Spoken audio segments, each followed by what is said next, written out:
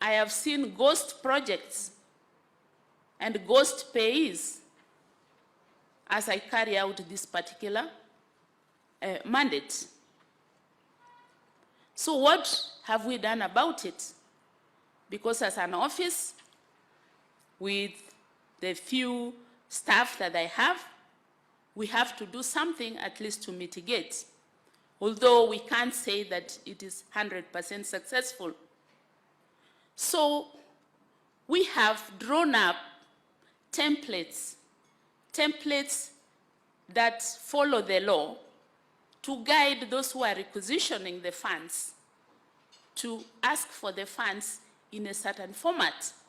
These formats are in line with the Public Finance Management Act and regulations, and are also in line with other laws like the Income Tax Act, like, I could say many others.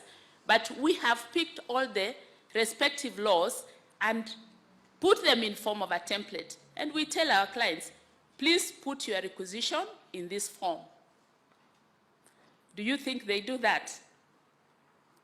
It's a fight every single day, the source of our corruption. We carry out M&E, that is ground truthing of the reports that we are given.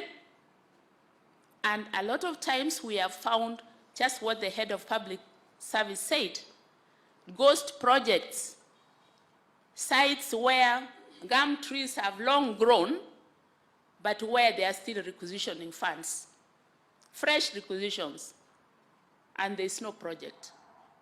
So we have this, and they are in my reports. We also have whistleblower policies, and we have encouraged the public to come back to us and tell us whenever they feel that something is happening. This has been very helpful, because a lot of times members of the public have told us, oh, you remember that project that you are being told about? There is nothing on the ground.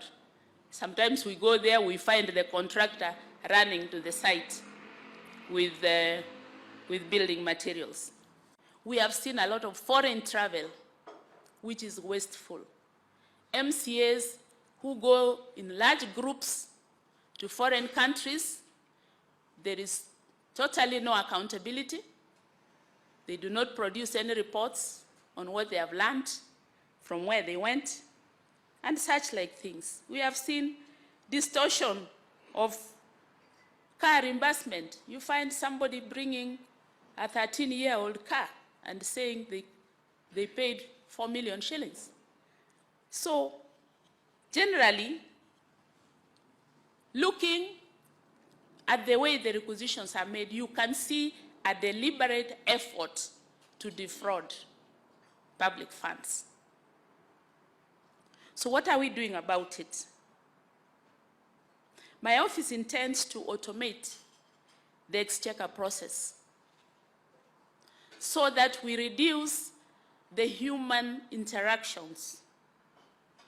However, there is a caveat. I cannot automate on my own. And I believe that when my colleague from the National Treasury will be coming here, they will tell us the process, the progress of automating, because, Honorable Chair, that would solve a lot of the issues that we have. We also feel that requirements for approval of foreign travel should be tightened. There should be accountability forwards and backwards. If indeed people are traveling out, then can they be accountable? Can they tell us what they want to do and how it is going to help the country? In fact, at some point, I used to see, I think it was the World Bank, that used to ask for an essay on what you think you are going to learn from the training that you are going for. And when you come back, you tell us what you have learned and how we are going to apply it. My office has developed some guidelines to guide on most of these things.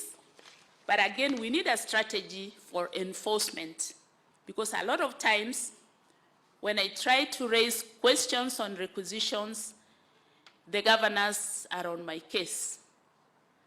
They don't want questions. They say, just give us the money. When I ask them how they will account for it, they tell me, we will deal with the auditors, not with you. That, Honorable Chair, has been a big problem.